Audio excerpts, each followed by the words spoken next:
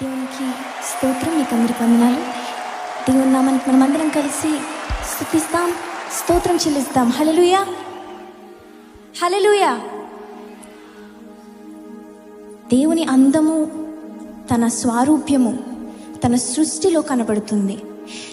ఆది కాండంలో 1వ అధ్యాయంలో దేవుడు చేసిన ఆ సృష్టిని మనం చూస్తున్నప్పుడు, మన కనులతో చూస్తున్నప్పుడు, మనం మాట్లాడుతున్నప్పుడు మన పదములు చాలవు. తన సృష్టిని వివరించడానికి మన హృదయంలో మరి మాటలు చాలవు. కాబట్టి ఈ పాట పాడుతుండగా మనం అందరం కలిసి దేవుని సృష్టిని స్తుతిస్తూ, ఆయన సృష్టిని చూస్తూ మనం అందరం ఆయనని స్తుతిస్తాం.